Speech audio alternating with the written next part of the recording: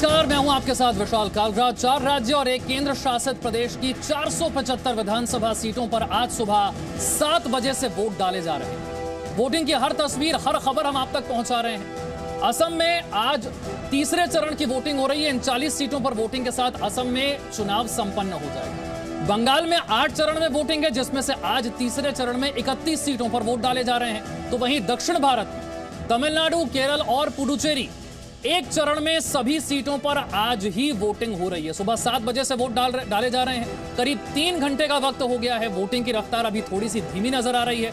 उम्मीद है कि जैसे जैसे वक्त आगे बढ़ेगा वोटिंग की रफ्तार भी बढ़ती चली जाएगी। हालांकि असम और बंगाल में बड़ी संख्या में मतदाता सवेरे से नजर आ रहे हैं। बंगाल के लिए आज का दिन अहम इसलिए भी क्योंकि आज अभिषेक बनर्जी के प्रभाव वाले क्षेत्र में वोटिंग हो रही है। अभिषेक बनर्जी ममता बनर्जी के भतीजे और भारतीय जनता पार्टी ने ममता बनर्जी के बाद जिस शख्स पर सबसे ज्यादा आरोप लगाए, सबसे ज्यादा तीखे हमले किए, वो अभिषेक बनर्जी हैं। डायमंड हार्बर क्षेत्र उनके प्रभाव वाला क्षेत्र, जहां पर आज बंगाल में वोटिंग हो रही है।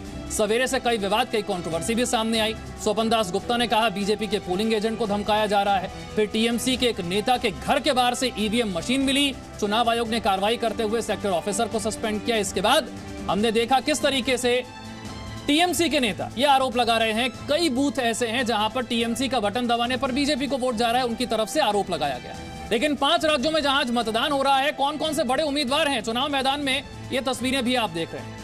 चाहे वो स्टालिन हो, पलानीसामी हो, पनीर सेल्वम हो, कमल हासन हो, स्वपन दास गुप्ता हो, हेमंत बिस्व शर्मा, केरल में बीजेपी के प्रत्याशी मेट्रोमैन ई श्रीधरन हो, या फिर ओमान चांडी, ये वो बड़े चेहरे हैं जो आज चुनाव मैदान में।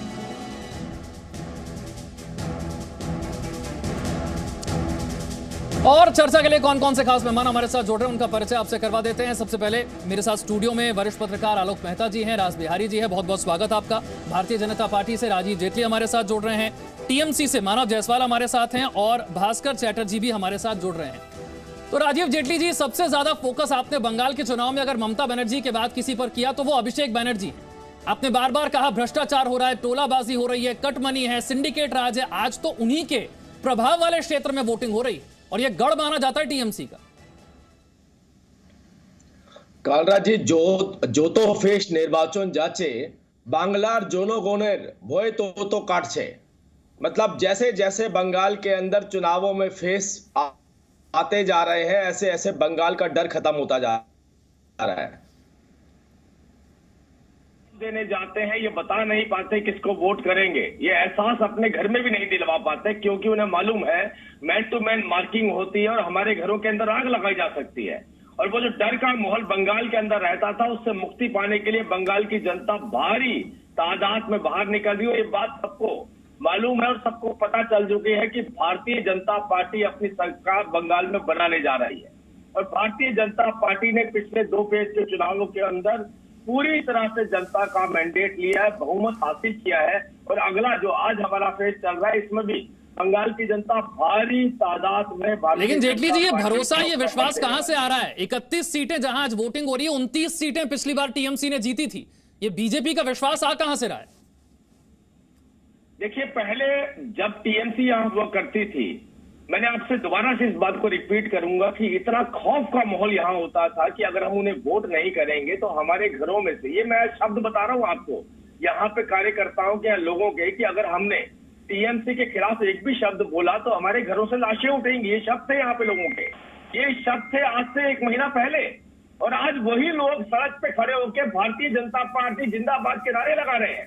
वही लोग खुलेआम भारतीय जनता पार्टी जीत रही है बोल रहे हैं। जय श्री राम के नारे गली गली पार्कों में लगाए जा रहे हैं, सुबह मॉर्निंग वॉक में लगाए जाते हैं। दुकान पर खड़ा व्यक्ति आज जय श्री राम बोलता है। तो आज वो जो खौफ का माहौल था पूरी तरह से खत्म हो चुका है। भारतीय जनता पार्टी की सरकार बंगाल में बनने जा रही है। हम नहीं, टीएमसी के कार्यकर्ता और नेता खुद कहते हुए नजर आ रहे हैं। आप यहाँ पे टीएमसी के नेताओं से पूछिए, पूछ लेते हैं। मानव जायसवाल हमारे साथ हैं, आपको बता दें। जायसवाल साहब, इतना डरा कर रखा हुआ है क्या जनता को आपने, जैसा राजीव जेटली जी कह रहे हैं? तो राजीव जेटली जी थोड़े भ्रम में जी रहे हैं। वैसे सबको पहले तो सुबह के लिए गुड मॉर्निंग टू एवरीवन, और सभी को मेरा नमस्कार, पूरे देश को मेरा नमस्कार। आज बंगाल जिस तरीके से उत्सव मना रही है, एक गणतंत्र का जिस तरीके से हमारे यहाँ इलेक्शन हो रहा है, मैं सभी को अवगत कराना चाहता हूँ। जिस तरीके से BJP new and BJP old team में झगड़ा हो रहा है, तो राजीव जी को उसी का भ्रम सता रहा है, क्योंकि उनको पता है कि 2 तारीख को कौन से राम भक्त किस दुर्गा को प्रणाम करेंगे। ये पूरा सिद्ध हो रहा है। और जहां तक बात है सर, जिस तरीके से सुबह से अब कुछ नहीं रखा। राजीव जी, आपने अपनी बात रखी, उन्होंने टोका नहीं। थोड़ा एक बार उनकी बात को सुन लेते हैं, फिर आऊंगा आपके पास। हाँ, नहीं जायसवाल साहब, अपनी बात पूरी कीजिए। सर ये बात आपको बार बार बोलनी पड़ेगी सर। आपके चैनल में राजीव जी को या बीजेपी के जो प्रवक्ता हैं, उनको बार बार आपको संयम दिलाने की आवश्यकता पड़ेगी, क्योंकि उन लोगों को बौखलाहट दिख रही है। क्योंकि उनको पता है कि उनकी सरकार बनने तो दूर दूर तक है, उनको 50 सीटें भी मिल जाए तो बहुत बड़ी बात होगी। दूसरी बात सर जो मैं बताना चाहता हूँ, ये जो संतरास का खेल बीजेपी खेलना चाहती है, जिस तरीके से बंगाल को, जिस तरीके से हमारे बंगाल को, हमारे सुखमय बंगाल को जो पूरे देश और पूरे दुनिया के सामने जिस कलंकित करना चाहती है बीजेपी, वो नहीं होगा। आज हमने देखा है जिस तरीके से हमारी महिलाओं ने घर से निकल के वोट देने की प्रथा शुरू की है, जिस तरीके से उन्होंने शंखनाद किया है बीजेपी की क्रूरता के लिए। उन्होंने शंखनाद दिया है कि बीजेपी जिस तरीके से बंगाल को खंडित करने के लिए जो छवि बना रही है, उसके लिए क्या है सर। इसका जो मैं आपको सीधा क्रोनोलॉजी बता देता हूँ सर। आज के डेट में 5 जगहों में इलेक्शन है। तमिलनाडु में शायद एक ही फेज में 234 सीटों का इलेक्शन है। वहां पे बीजेपी सिर्फ 20 सीटों में लड़ रही है, कांग्रेस तो 25 में लड़ रही है। यहाँ पता चलता है बीजेपी कितनी शक्तिशाली पार्टी है देश की। केरला में एक फेज में इलेक्शन खत्म हो जा रहा है, पुडुचेरी में एक फेज में इलेक्शन खत्म। लेकिन जहाँ बीजेपी अपनी भ्रम बजाना चाहती है, जहाँ बीजेपी अपना भ्रम, जहाँ बीजेपी अपने भ्रम को बजाना चाहती है, उस गुब्बारे को फुलाना चाहती है, जो गुब्बारा पहले से फटा हुआ है, उसमें असम और बंगाल आते हैं। यहाँ उनका गुब्बारा फटा हुआ है। अब वहां पे इनको क्या है कि इनको 8 फेज में इलेक्शन कराना है। ये बहुत ही निंदनीय बातें हैं सर कि बंगाल। ठीक। आप कितने फेज वाली बात तो मुझे लगता है ममता बनर्जी चुनाव के ऐलान के बाद से कह रही है। मैं आलोक मेहता जी से समझना चाहूंगा, अब तो तीसरे चरण में वोटिंग हो रही है, क्या अब भी हम इस चीज को लेकर लड़ेंगे कि कितने फेज में वोटिंग हो रही है? 8 चरण में क्यों है, कम में क्यों नहीं हो रही? बाकी राज्यों में तो एक ही चरण में हो रही है। ये कब तक होगा? देखिए विशाल, सबसे कितनी अच्छी बात है कि एक सेकंड सर सुन लीजिए जायसवाल साहब, सुन लीजिए। आप ही का सवाल पूछा मैंने, जरा सुन लीजिए सर, सुन लीजिए। आलोक मेहता प्लीज, आपका बहुत ही सुंदर सा प्रश्न है, ठीक, इसका उत्तर मैं देना चाहता हूँ। जायसवाल जी, आपने अपनी बात रखी, अब जरा बाकियों को बोलने का भी वक्त दीजिए, मौका दीजिए। जायसवाल साहब, आऊंगा आपके पास, अब जरा सुन लीजिए। आलोक मेहता जी। देखिए जी, मैं तो जायसवाल जी का ही समर्थन कर रहा हूँ। देख कितनी बड़ी संख्या में लोग आ रहे हैं, ये उत्साह को स्वीकार कर रहे हैं। इसलिए पिछली बार भी जो आरोप लगाया कि नहीं सब बहुत गड़बड़ हो रहा है, वोटिंग यदि अच्छी तरह होता है तब यही सबसे बड़ी सफलता है। और इसलिए निष्कर्ष में दावे जायसवाल जी को पूरा अधिकार है करें, और अच्छी बात भी है, उनको भी आत्मविश्वास होना चाहिए। लेकिन आप देखिए लगातार जिस तरह से महिलाओं का उत्साह आया है, इसलिए ये मानिए कि टक्कर इतनी कड़ी है। और ख़ास करके आज अभिषेक बनर्जी, देखिए ये हो सकता है वो एमपी हैं, लेकिन मेरा ख्याल है जायसवाल जी से ये भी पूछिए, हम जानना चाहेंगे कि वो एमपी हैं या वो लोकसभा की सीट खाली करेंगे या विधानसभा की। विधानसभा में हारेंगे तो अच्छा है, लोकसभा की सीट रिटेन कर जाएंगे। वरना संघर्ष यदि प्रतिपक्ष में बैठ करके उन्हें फिर 10 साल यदि संघर्ष करने के लिए खड़ा कर दिया जाएगा, या कहीं ऐसी उनके जो भ्रष्टाचार के मामले सामने आ गए तो जेल जाना पड़ेगा।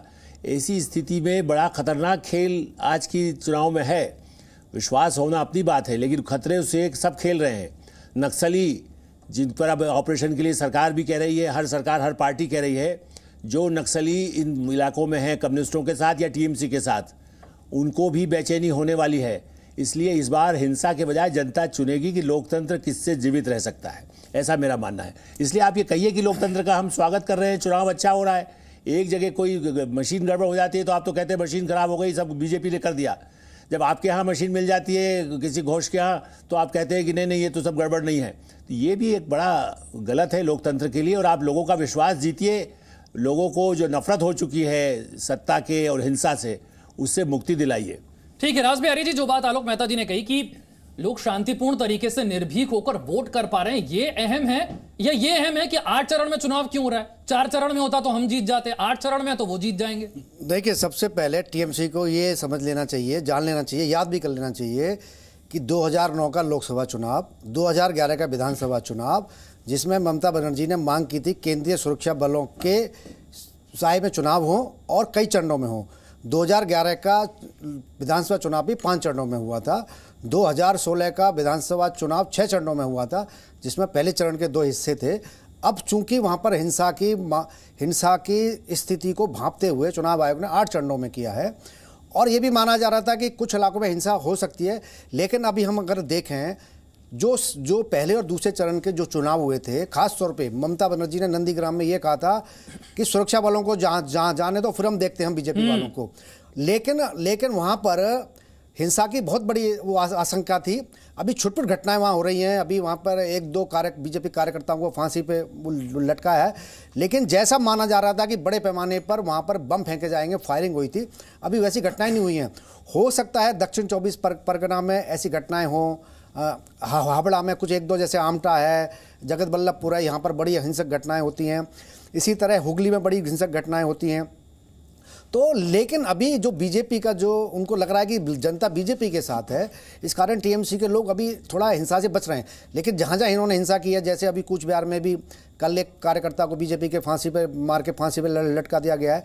लेकिन खुद टीएमसी को ये याद रखना चाहिए कि वो सत्ता में इसलिए पश्चिम बंगाल में आ पाए कि वहाँ पर चुनाव आयोग ने बड़ी संख्या में केंद्रीय सुरक्षा बलों को लगाया था और कई चरणों में चुनाव कराए थे। उस समय खुद ममता बनर्जी बार बार चुनाव आयोग से मांग करती थी कि कई चरणों में चुनाव कराया जाए। ठीक, भास्कर चैटर्जी जी, जैसा कि रास बिहारी जी ने कहा कि अभी तो 8 चरण में चुनाव है, तब ममता बनर्जी कह रही है कि केंद्रीय बलों को एक बार जाने तो दो, फिर देख लेंगे। कम चरणों में होता तो और क्या कर लेते।